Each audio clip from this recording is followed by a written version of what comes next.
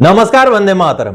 दोस्तों, स्वागत है आप सबका सैनिक पाठशाला में। जून के महीने में एरियर का भुगतान हुआ है 10 जून 2024 को 2,45,590 रुपए का एरियर पेंशनर के खाते में आया और साथ ही साथ जून महीने का पेंशन स्लिप भी आया है। दोस्तों जी हां, स्पर्श द्वारा एक बेस्ट पीपीओ जारी किया गया, जिस पीपीओ में न सिर्फ 5वें पे कमीशन का पेंशन मौजूद था, बल्कि उसमें छठा पे कमीशन का रिवीजन, 7वां पे कमीशन का रिवीजन, ओआरओपी 1, 2, 3 तक का रिवीजन मौजूद था एक ही पीपीओ में।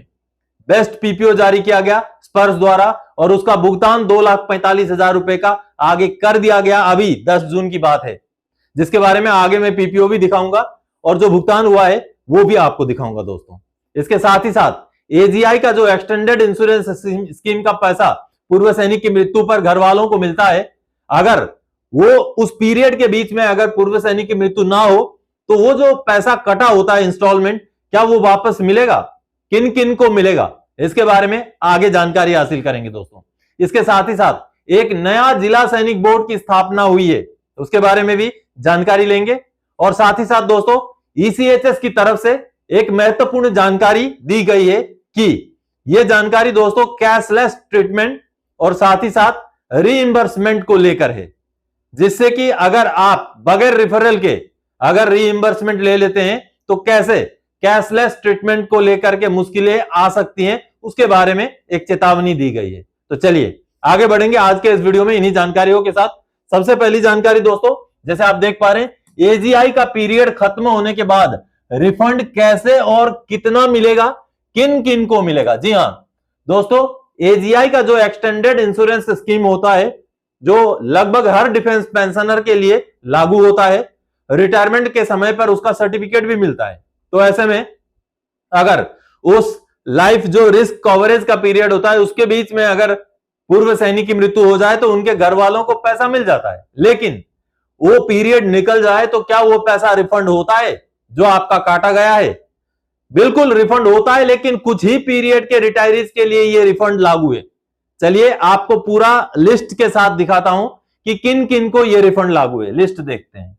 तो ये एडवाइजरी है एक्सटेंडेड इंश्योरेंस स्कीम की, एजीआईएफ की। आप देख पा रहे हैं कब से लागू हुआ, ये पूरा बहुत महत्वपूर्ण यहां पर जानकारियां हैं।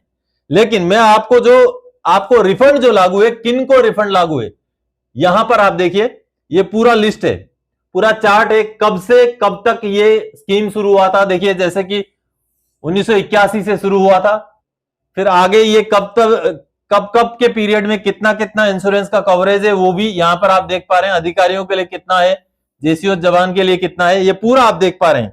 अभी की मैं बात करूं तो अभी आप देखिए, अभी जो है जून 2022 से अधिकारियों के लिए 15 लाख है और जेसीओ जवान के लिए 7.5 लाख है। तो देखिए अब जो रिफंड लागू है, किनको लागू है, किस पीरियड के रिटायरी को लागू है, वो आपको दिखाना चाहूंगा।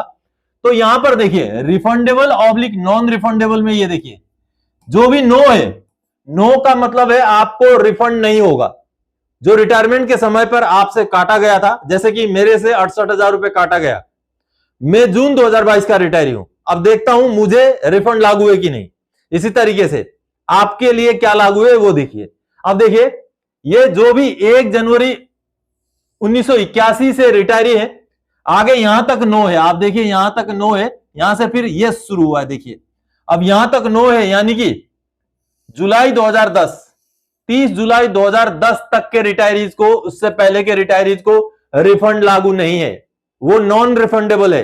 लेकिन 31 जुलाई 2010 से लेकर के आगे देखिए रिफंडेबल कब तक है, यहां तक है, यानी कि 31 मार्च 2017 तक। जितने भी रिटायरी 31 जुलाई 2010 से लेकर 31 मार्च 2017 तक के, ये लगभग 8 साल के लिए, उनके लिए रिफंड लागू है। जितना भी काटा गया था 6,800 काटा गया था, 15,000 काटा गया था, जितना भी काटा गया था, वो जैसे ही वो एक्सटेंडेड इंश्योरेंस स्कीम का पीरियड खत्म हो जाता है, वो पैसा उनको रिफंड मिलेगा। लेकिन फिर से वो रिफंड बंद हो गया। कब से बंद हो गया, देखिए ये रिफंड बंद कर दिया गया अप्रैल 2017 से। अप्रैल 2017 से फिर से इसको नॉन रिफंडेबल कर दिया गया और जाकर के यहां तक नॉन रिफंडेबल रहा, यानी कि मई 2022 तक नॉन रिफंडेबल रहा। फिर से 1 जून 2022 से आज के डेट में भी ये रिफंडेबल है, यानी कि आज भी जो रिटायर हो रहे हैं उनका उस एक्सटेंडेड इंश्योरेंस स्कीम के पीरियड के बीच में कुछ हो जाए तो घर वालों को मिलेगा पैसा, लेकिन कुछ भी ना हो, पीरियड खत्म हो जाए तो जो पैसा काटा गया था वो रिफंड मिलेगा। और जो एक्सटेंडेड इंश्योरेंस स्कीम का जो वैलिडिटी, ये देखिए, या तो रिटायरमेंट के बाद पहले 10 साल हुआ करता था, फिर 20 साल हो गया, फिर 26 हो गया, 30 हो गया, और आज के डेट में रिटायरमेंट हो जाने के बाद अधिकारियों के लिए 26 साल तक कवरेज रहेगा और जेसीओ जवान के लिए 30 साल तक कवरेज रहेगा, या तो फिर अफसर्स के लिए 80 साल उम्र होने तक या जेसीओ ओआर के लिए 75 साल उम्र होने तक, इनमें से जो भी कंडीशन पहले पूरा हो जाएगा तब तक के लिए ही उसका कवरेज रहेगा।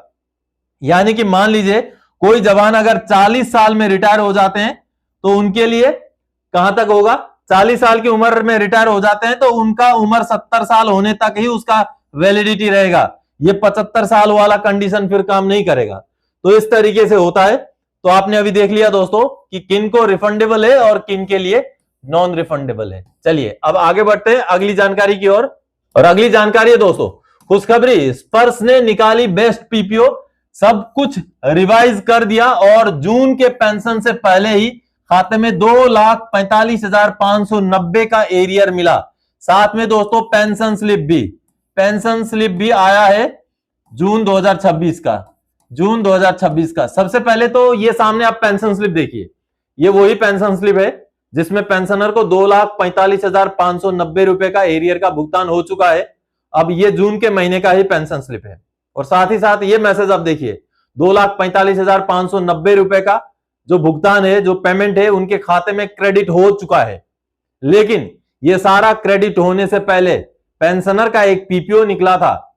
जो सैनिक पाठशाला के साथ जुड़े हुए थे ये पेंशनर, इनिशियली आज से बहुत दिन पहले से जुड़े हुए थे। इनका डॉक्यूमेंट्स देख करके मैंने जब पाया कि इनको एसीपी हवलदार लागू है, इनको पूरा अंग्रेजी वगैरह बना करके भेजा गया, इन्होंने ग्रीवेंस डाला, कई बार रिमाइंडर डालना पड़ा, बहुत जद्दोजहद करना पड़ा, तब जाकर के मई 2026 के महीने में इनका एक पीपीओ जारी हुआ जो बेस्ट पीपीओ है। जी हाँ दोस्तों, चलिए वो पीपीओ देखते हैं पहले। तो आप ये पीपीओ देख पा रहे दोस्तों, स्पर्श का पीपीओ है, जो एक ऐसे पेंशनर का पीपीओ है जो 2005 सितंबर के रिटायरी हैं। दोस्तों जो एमएससीपी स्कीम है वो जनवरी 2006 से शुरू हुआ था। तो जब ये रिटायर हुए थे उस टाइम में एसीपी स्कीम था। 7 अगस्त 2003 से 31 दिसंबर 2005 तक के रिटायरीज के लिए 10 साल सर्विस पूरा होने पर नायक एसीपी, 20 साल पूरा होने पर हवलदार एसीपी। तो ऐसे में इनका सर्विस 22 साल था, इसलिए इनको हवलदार का एसीपी लागू था, जो इनको नहीं मिला था। मेरे संपर्क में आए, इनको गाइड किया गया, पूरा अंग्रेजी वगैरह बनाकर भेजा गया, इन्होंने ग्रीवेंस प्रोसेस किया, कई बारी, फिर रिमाइंडर वगैरह डालने के बाद अब मई के महीने में ये पीपीओ जनरेट हुआ है दोस्तों, आप देखिए। और ये पीपीओ एक बेस्ट पीपीओ है। देखिए इनका पे लेवल L05 हो गया। अब L05 पे लेवल यानी कि हवलदार का इनका एडजस्टमेंट हो गया। अब देखिए इस पीपीओ में जो आप देखेंगे ये बहुत ही अहम है दोस्तों, क्योंकि अमूमन इस तरीके से पीपीओ नहीं निकाला जाता जिस पीपीओ में एक ही पीपीओ के अंदर 5वां पे कमीशन का भी पेमेंट हो, 6ठे पे कमीशन का भी हो, ओआरओपी 1 का हो, 7वें का हो, ओआरओपी 2 का हो, ओआरओपी 3 का भी हो। जी हाँ, ये सारे के सारे रिवीजन एक ही पीपीओ में। देखिए अब देखिए यहां पर अगर आप ये पीपीओ देखेंगे तो आपको यहां पर दिखाई देगा ये वाला पोर्शन। देखिए ये है अक्टूबर 2005 से लेकर के 31 दिसंबर 2005 तक ये इनका पेंशन रिवाइज हो गया और पेंशन में बढ़ोतरी कर दी गई। और ये पीरियड कब का है, ये 5वें पे कमीशन के समय का पीरियड है, यानी कि 6ठे पे कमीशन से पहले का पीरियड है। ठीक है, उसके आगे फिर जनवरी 2006 से जून 2009 तक यानी कि ये 6ठे पे कमीशन का पीरियड है, उसमें जो पेंशन इनको लागू था वो बढ़ोतरी कर दिया गया। उसके आगे नीचे की तरफ हम देखेंगे, नीचे थोड़ा सा नीचे देखेंगे तो यहां पर भी आपको दिखाई देगा। ये देखिए आगे उनको, ये देखिए जुलाई 2009 से लेकर के फिर सितंबर 2012 तक ये भी 6ठे पे कमीशन का रेट है, उसमें भी पेंशन बढ़ोतरी। फिर 24 सितंबर 2012 से 30 जून 2014 तक ये अलग से है, ये अलग से पेंशन रेट है। फिर 1 जुलाई 2014 से लेके 31 दिसंबर 2015 तक ये है दोस्तों ओआरओपी 1 का रेट, ओआरओपी 1 है ये पीरियड ओआरओपी 1 है। और 1 जनवरी 2016 से लेके 30 जून 2019 यानी कि ये है 7वां पे कमीशन का रिवीजन। ये देखिए उसके आगे फिर 1 जुलाई 2019 से लेकर के 30 जून 2024 तक ओआरओपी 2 का रेट का रिवीजन और आगे अब 1 जुलाई 2024 से फॉर लाइफ, यानी कि आगे जब तक रिवाइज नहीं होता तब तक के लिए OROP 3 का रिवीजन, यानी कि एक ही पीपीओ के अंदर सारा रिवीजन इंक्लूड किया गया। और साथ ही साथ इनका ग्रेचुइटी का अमाउंट भी देखिए, पहले ग्रेचुइटी था ही नहीं, अब ग्रेचुइटी का अमाउंट भी दे दिया गया। तो सारा चीजें मिला करके आप देखेंगे तो फिर नो एमएससीपी था, हवलदार ग्रेड का दिया गया। तो ये देखिए 29 मई को ये पीपीओ निकला था, 29 मई 2026 को ये पीपीओ निकला था शाम को 3 बजे के आसपास। और ये पीपीओ निकलने के बाद अब पेंशनर को दोस्तों, अब पेंशनर को 10 जून को इसका जो है अमाउंट जो है 2,45,000 रुपए का, ये वाला 2,45,590 का भुगतान हो चुका है। तो इस तरीके से आपको भी एसीपी लागू हो तो आप भी कार्रवाई कर सकते हैं। चलिए अब अगली जानकारी की ओर आगे बढ़ते हैं।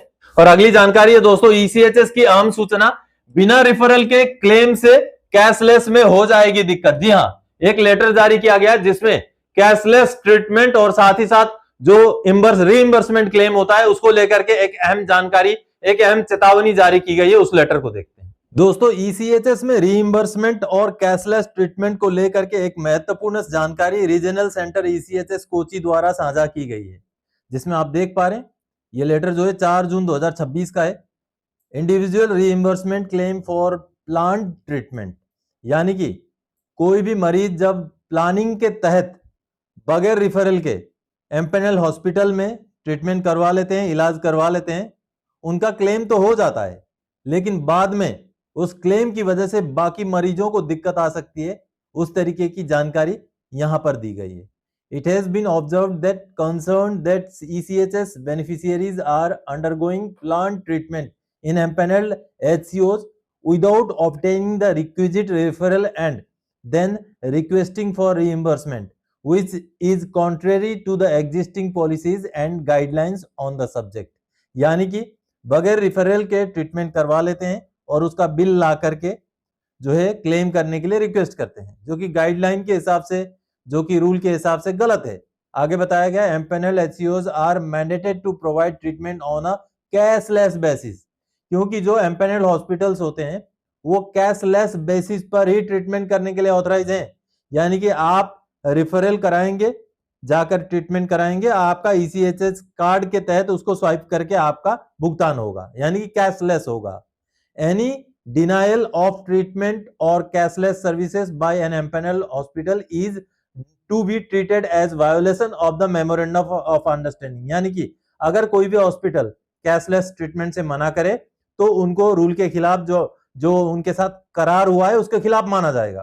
तो ऐसे में such practices may encourage denial of cashless services by the empaneled hospitals and could result a significant financial burden on ECHS beneficiaries। यानी कि अगर इस तरीके से बगैर रिफरल कराए आप पैसे दे करके इलाज करवाएंगे, फिर उसका आप क्लेम करेंगे, बेशक आपको एक बार मिल भी जाए, लेकिन बाद में कोई दूसरे मरीज कैशलेस ट्रीटमेंट के लिए रिफरल करा करके उस हॉस्पिटल में जाएंगे तो हो सकता है हॉस्पिटल्स की आदत खराब हो चुकी हो सकता है कैश में ट्रीटमेंट करके वो कैशलेस को मना करें, क्योंकि वो रिफर करेंगे, वो बताएंगे कि पिछले मरीज भी ईसीएचएस के ही थे, उन्होंने पैसे दे दिए फिर क्लेम करवाया, आप भी पैसे दे दीजिए क्लेम करवा लेना, कैशलेस नहीं करेंगे। तो इस तरीके की दिक्कतें आ सकती है, ये इस लेटर के जरिए समझाया गया है।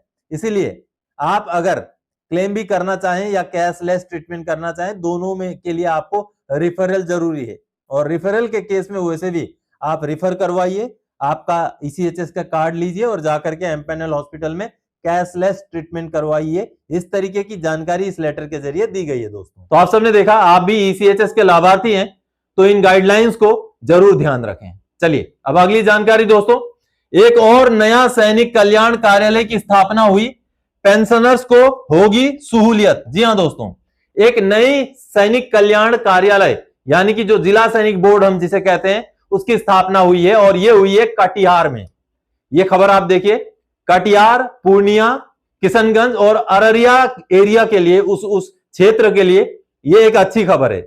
उस क्षेत्र में जितने भी पूर्व सैनिक हैं अब उनके काम और थोड़ा आसान हो जाएंगे, ज्यादा दूर उनको जाना नहीं पड़ेगा। कटिहार के जिला सैनिक वेलफेयर ऑफिस में ही उनके काम हुआ करेंगे, जो कि एक स्वागत योग्य कदम है। तो दोस्तों आज के इस वीडियो में इन्हीं जानकारियों के साथ आया था। आने वाले समय में और कोई जानकारीदायक आपसे सरोकार रखने वाला विषय लेके मैं फिर से हाजिर हो जाऊंगा। तब तक के लिए जय हिंद दोस्तों।